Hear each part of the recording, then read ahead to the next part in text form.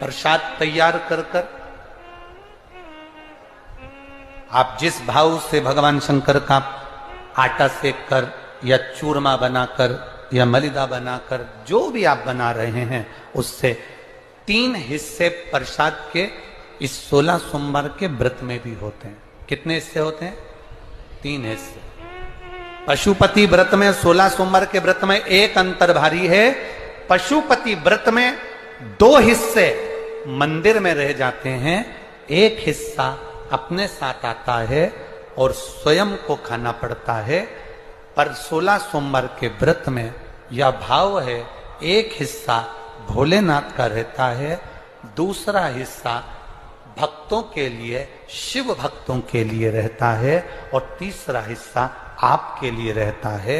यदि पूरा ना पा सकें तो दूसरे को भी आपके हिस्से का प्रसाद दे सकते हैं, प्रदान कर सकते हैं।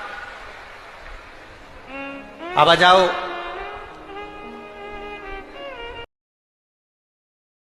फटे हुए वस्त्र धारण करने वाले का भाग्य भी फटे हुए वस्त्र की तरह, जैसे फटा हुआ कपड़े का रेसा रेसा निकलता है, उसी तरह फटे हुए वस्त्र धारण करने वाले की भी जिंदगी में परिश्रम का रेशा निकलता रहता है, पर उसको सुख का भान नहीं होता। आज के जमाने में ये फटे हुए कपड़ों का फैशन आ गया, ये बड़ा दुख की घड़ी है।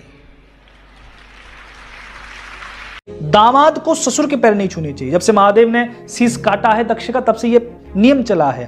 भांजे को मामा के पैर नहीं छूने चाहिए। जब से भगवान कृष्ण ने उद्धार किया है कंस का, तब से नियम चला है। कुंवारी कन्या से पैर नहीं छुलवाने चाहिए, साक्षात देवी का स्वरूप माना जाता है। एक सन्यासी किसी के पैर नहीं छूता अपने गुरु के अतिरिक्त। इसलिए योगी आदित्यनाथ को देखो, किसी भी सभा में देख लो, किसी के पैर नहीं छूते, सब उनके छूते हैं। कोई व्यक्ति लेटा हुआ या सोया हुआ है, उसके पैर नहीं छूने चाहिए।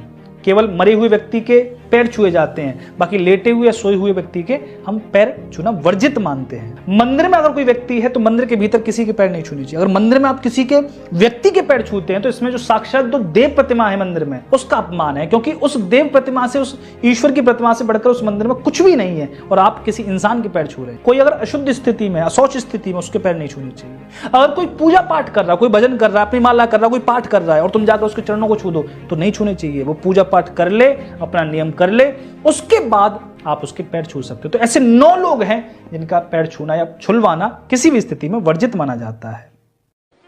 शिवरात्रि के दिन हमने बाबा को जो बेलपत्री का चंदन का लेपन करा, उस चंदन की गोली, कभी डॉक्टर कह दे कि तुम्हारे रीढ़ की हड्डी में गैप हो गया है, तुम्हारी पीछे की जो रीढ़ की हड्डी उसमें गैप हो गया है, या आपकी जो हड्डियां हैं वो कमजोर हो गई हैं, या घुटने की हड्डी कमजोर हो गई है, कुर्सी पर बैठना पड़ रहा है, तो उस समय पर हफ्ते में 2 बार जो तुमने शिवरात्रि के दिन बाबा को चंदन का लेपन करा और उसकी जो गोली बनाई, वो हफ्ते में 2 बार आप उस बेलपत्री के चंदन की गोली को लेना प्रारंभ करो। रीढ़ की हड्डी में जो गैप होगा वो भराना प्रारंभ हो जाएगा।